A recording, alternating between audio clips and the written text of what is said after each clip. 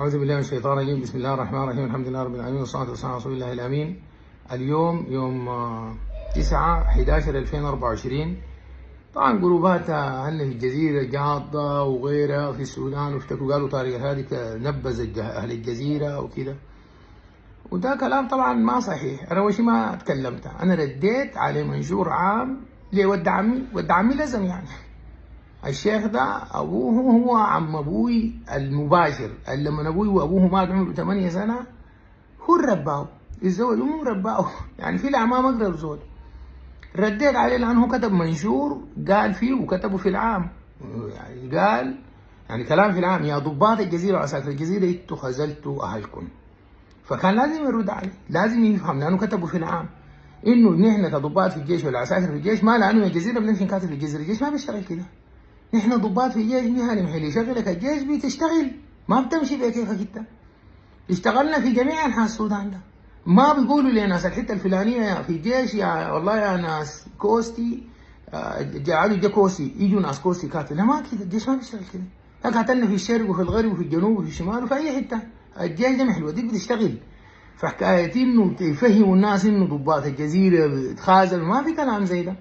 ضباط الجزيرة بقاتلوا وعساكر الجزيرة بقاتلوا يحبوا يخطوا من الجيش. النقطة الثانية اللي حبيت أوريها ليه بيفهموا ذاته، حتى لو بيفهموا ناس الجزيرة وناس النيل عموما زهدوا في العسكرية.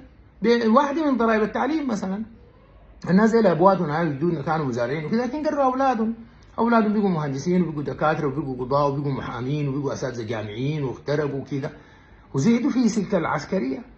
وانا قلت له حلتكم، ويعني الكلام ده انا لانه قلت له حلتكم، شوف فيها كم عسكري وكم ضابط. الحلال في الجزيره من 1000 مواطن لحد 50,000 حسب حجم القريه يعني. قلت له حتلقى لك كم ضابط وكم عسكري وضابط صف، ويمكن ما تلقى كله في قرى كثيره ما فيها ذاته، لانه الناس زهدوا في سلك العسكريه، ودي حقيقه وما فيها نبذه وما فيها حاجه هنا في سيل الناس. اذا هم دايرين ده فهمهم الناس، بيفتكروا انه ده فهموا الناس الجزيره انه اولادهم خزل. هو وين انت اصلا ما دخلتها انت اصلا زهدت في العسكريه. اثنين يقول لك استنفرنا ومدونا سلاح و40,000 وكده. طيب ما هو انت مشيت الغاية وفعلا كان ما كان في سلاح، هو كان في سلاح بيطلع سيد الغاية العام في جبهة قبل سنه ولا كده يقول يا جماعه نحن اي سلاح عندنا نديهم ليه؟ والما اللي عنده سلاح يجيبه بالرخص ليه؟ والما عنده يشتري. هي لما تفهم انت انه رئيس الجمهوريه يقول لك ما عنده يشتري، كان يطلع في حرب يقول للناس كده.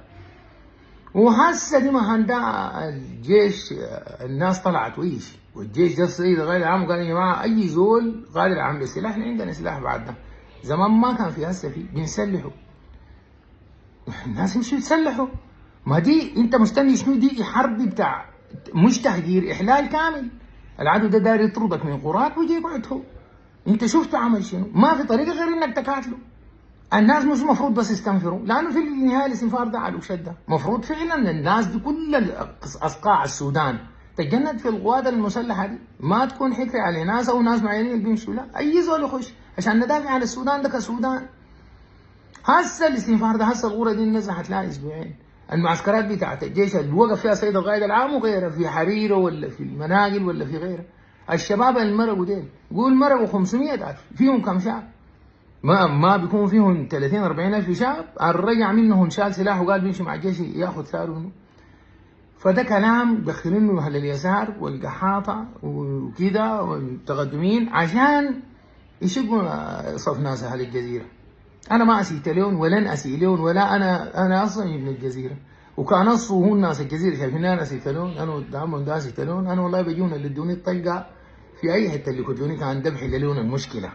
اخير من مكتوني ده عامل من الملاقط ما عارفين جاي من وين في افريقيا. شنو يعني؟ دي حقائق. الناس في معركه بتاعت وجود بقاء وفناء، الناس يخشوا الجيش والناس يستنفروا والناس يقاتلوا دفاعا عن ارضهم وعرضهم، بس ما في اي اساءه في الموضوع. هذا ما لزم توضيحه، والسلام عليكم ورحمه الله وبركاته.